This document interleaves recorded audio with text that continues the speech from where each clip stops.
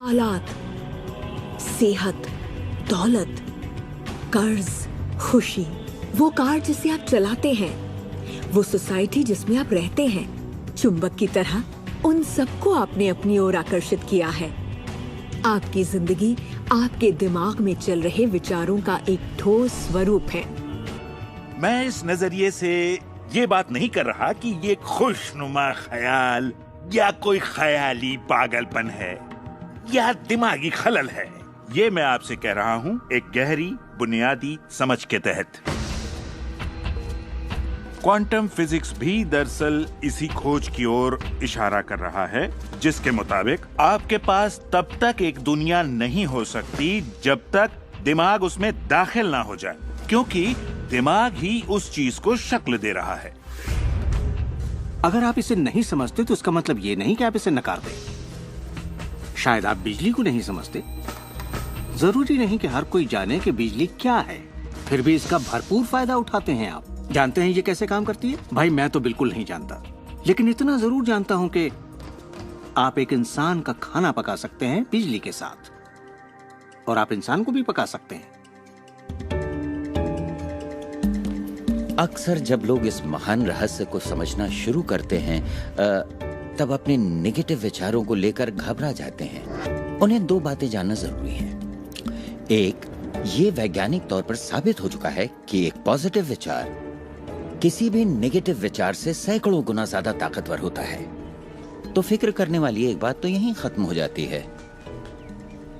और दूसरी बात है कि शुक्र है इसमें वक्त लगता है। आपके सारे विचार उसी वक्त सच नहीं होते। ऐसा होता तो मुश्किल हो जाती।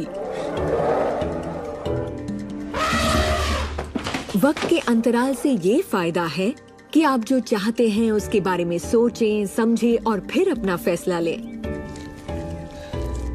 तो आपको अपने विचारों पर सचेत रहना चाहिए, विचारों को ध्यान से चुनना चाहिए और इसमें आनंद लेना चाहिए, क्योंकि आप ही अपनी जिंदगी की बेहतरीन रचना है।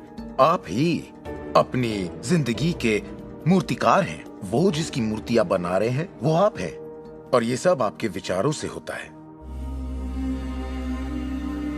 अतीत के नेताओं ने रहस्य को बांटने के बजाय अपने पास ही रखा। उन्होंने रहस्य को लोगों से दूर रखा।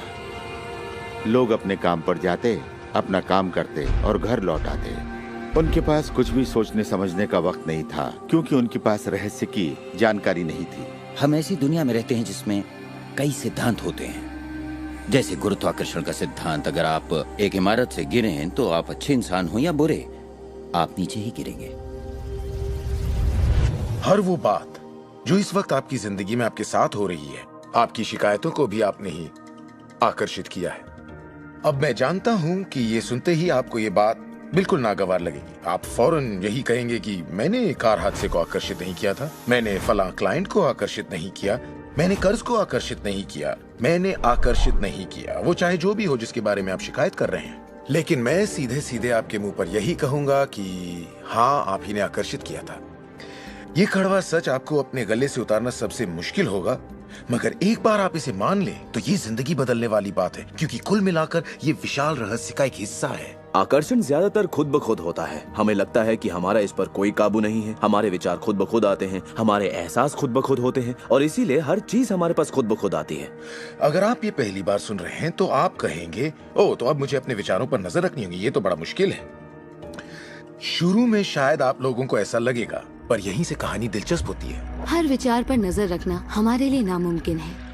वैज्ञानिकों के मुताबिक एक दिन में 60,000 विचार आते हैं। सोचिए, उन सभी पर काबू पाने जाएंगे तो क्या होगा? शुक्र है एक आसान रास्ता है, और वो है हमारे एहसास। यही हमें बताते हैं कि हम क्या सोच रहे हैं। तो आपके विचार ही अनुभूति पैदा करते हैं, यानी एहसास। हमारा एहसास हमारे लिए एक लाजवाब तोहफा है। इससे हम जान जाते हैं हम क्या आकर्षित कर रहे हैं। अपने एहसास के बारे में सोचिए। आप दोनों के बीच के फर्क को जानते हैं, क्योंकि एक से आप अच्छा महसूस करते हैं और दूसरे से बुरा। जैसे निराशा, आत्मग्लानि, नाराजगी, गुस्सा, कुछ ऐसे एहसास जो आपको कमजोर करते हैं। ये बुरे एहसास हैं। एक दूसरे स्तर पर इन्हें कहते हैं बुरी तरंगें या बुरे संकेत पाना, इसे जो भी कह लें। और इसका दूसरा पहलू ये है कि आप में अच्छे एहसास भी हैं और आपको ये पता चल जाता है क्योंकि आप अच्छा महसूस करते हैं। उमंग, खुशी, आभार, प्रेम। जरा सोचिए अगर हम हर रोज ऐसा महसूस करें। जब आप अच्छे एहसास को जीते हैं तब आप और भी अच्छे एहसास और चीजों को अपनी ओर आकर्षित करने लगते हैं। तो ये कितना आसान है, आपके सामने है। सवाल ये है कि इस वक्त आप क्या आकर्षित कर रहे हैं, कैसा लग रहा है आपको, अच्छा लग रहा है, बढ़िया, तो करते रहिए। हमारे एहसास एक जरिया है जो हमें बताते हैं कि हमारा रास्ता सही है या नहीं, हमारी दिशा सही है या नहीं। अच्छे एहसास से आपके अरमानों का भविष्य बनता है, लेकिन अगर आपका एहसास बुरा है तब आप एक ऐसा भविष्य बनाते हैं जो आपके अरमानों से जुदा है। हम चाहे जो भी कर रहे हों, आकर्षण का सिद्धांत हर पल काम कर रहा होता है। हमारा सोचना, महसूस करना हमारा भविष्य बना रहा होता है। अगर आपको चिंता है या डर है, तब दिन भर आप उसी चीज को और अपनी जिंदगी में ला रहे हैं।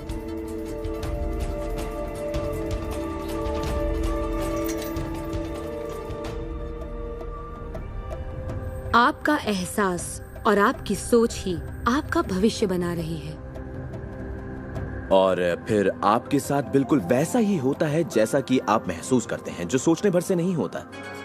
इसीलिए अगर किसी कारणवश आपकी सुबह खराब हो जाए तो पूरा दिन उसी तरह से गुजरता है। सूत्रों के मुताबिक पुलिस वालों की बढ़ती और फिर पूरा दिन कुछ ना कुछ होता रहता है। और लोग ये नहीं जानते कि अपनी भावनाओं में जरा सा बदलाव करें तो उनका दिन क्या पूरी जिंदगी बदल जाएगी। अगर आप अपना दिन एक अच्छे एहसास से शुरू करते हैं और आप उसी खुशनुमा एहसास में रहते हैं, तो जब तक आप अपना मिजाज बिगड़ने नहीं देते, तब तक आप आकर्षण के सिद्धांत के जरिए ऐसे हालात, ऐसे लोगों को आकर्षित करते रहेंगे जो उस खुशनुमा एहसास को बनाए रखते हैं। अच्छे दिन बुरे दिन, अमीर अमीर होते जाते हैं, गरीब गरीब होते जाते हैं। ये उसी बात का नतीजा है कि ये लोग लगातार एक ही बात को महसूस करते रहते हैं। आप महसूस कीजिए कि आप सेहतमंद हैं, महसूस कीजिए कि आप दौलतमंद हैं, अपने इर्द गिर्द महसूस कीजिए कि प्यार ही प्यार है, चाहे वो वहां न भी हो। और होगा ये कि ये दुनिया आपके गीत से सुर में लाएगी।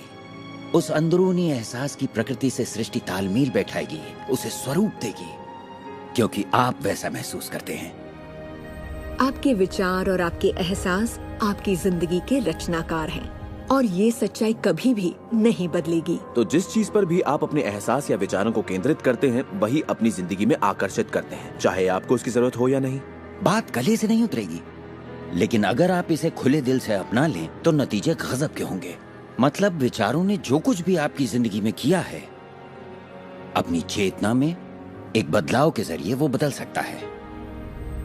इस जीवन में अपनी दुनिया आप खुद बनाते हैं। ये जरूरी है कि आप अच्छा महसूस करें, क्योंकि ये अच्छा एहसास ही बाहरी दुनिया में एक संकेत के रूप में जाता है और वही आपकी ओर ज्यादा से ज्यादा अच्छाई आकर्षित करता है। तो जितना ज्यादा आप अच्छा महसूस करेंगे, उतना आप उन चीजों को आकर्षित करेंगे जो आपको अच्छा महसूस करने में मदद करते हैं और आप समृद्धि की सीढ़ी चढ़ते जाते हैं। जब आप उदास होते हैं, पता है आप उसे क्यों बदल सकते हैं। अपनी पसंद का कोई गाना लगाइए, उसके साथ गाइए, वो आपकी सोच, आपके जज्बात को बदल देगा। या किसी खूबसूरत चीज के बारे में सोचिए, किसी बच्चे के बारे में, वो बच्चा जिसे आप प्यार करते हैं, और फिर बस उसी के बारे में सोचिए। दिमाग में उस विचार को बनाए रखिए। दावा है आप अच्छा महसूस करेंगे। ये सिद्धांत आपके पालतू जीवों पर भी लागू होता है और वाकई वो कमाल के होते हैं, क्योंकि वो आपको एक अच्छी मानसिक स्थिति में रखते हैं। जब आप अपने पेट के लिए प्यार महसूस करते हैं, वो प्यार की एक ऐसी सुगंध होती है जो आपके जीवन में अच्छाइयां लाती है। कितना अच्छा तोहफा है ये। जब आप इसे समझ लेंगे और अपने विचारों और एहसासों पर काबू पा लेंगे, तब आप देखेंगे कि किस तरह आप खुद अपनी जिंदगी बनाते हैं। यही आपकी आजादी है, यही आपकी शक्ति है।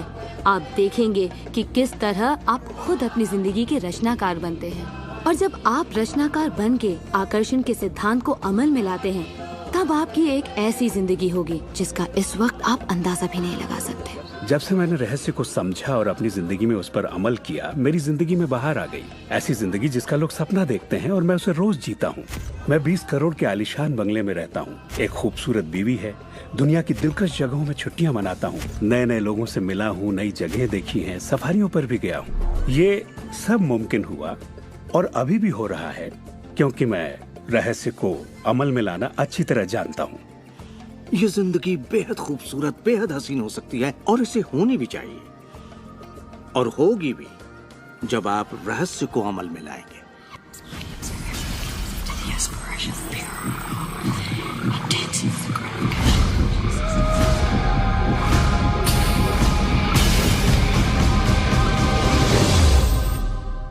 बहुत से लोग मुझसे पूछते हैं कि रचनात्मक सृष्टि में उनका क्या काम है और इस सृष्टि का क्या काम है। तो आइए इस पर जरा गौर फरमाएं। मिसाल के तौर पर अलादीन और उसके चिराग को लें। आपने ये कहानी जरूर सुनी होगी।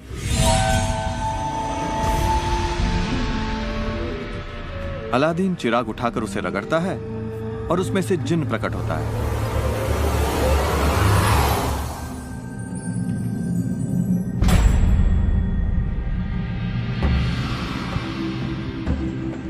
जिन हमेशा एक ही बात कहता है, आपकी ख्वाहिश मेरा हुक्म है। अगर आपने ये कहानी सुनी है तो आपको पता होगा कि इसमें 3 ख्वाहिशें थीं, मगर आज अगर आपको यही कहानी फिर से दोहरानी हो तो ख्वाहिशों का अंत ही नहीं है। जरा सोचिए इस बात पर। अब आइए इस कहानी को आपकी जिंदगी से जोड़कर देखते हैं। याद रखिए, अलादीन की ख्वाहिशें पूरी करने के लिए जिनी था। अब आपके सामने ये सृष्टि है जो आपके लिए एक महान जिन है और परंपराओं ने इसे न जाने कितने नाम दिए हैं। आपका परमपिता, परमात्मा, आप इसे कोई भी नाम दे दें और आपके लिए जो सबसे अच्छा हो उसे चुन लें। लेकिन हर परंपरा ये कहती आई है कि हमसे ऊपर कोई है और ये जिन भी हमेशा एक ही बात कहता है, आपकी ख्वाहिश मेरा हुक्म है।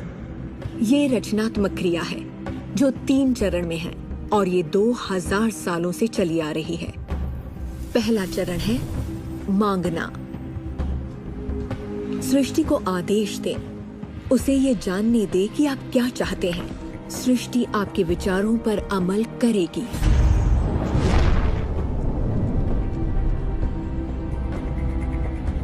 आखिरकार आप चाहते क्या हैं?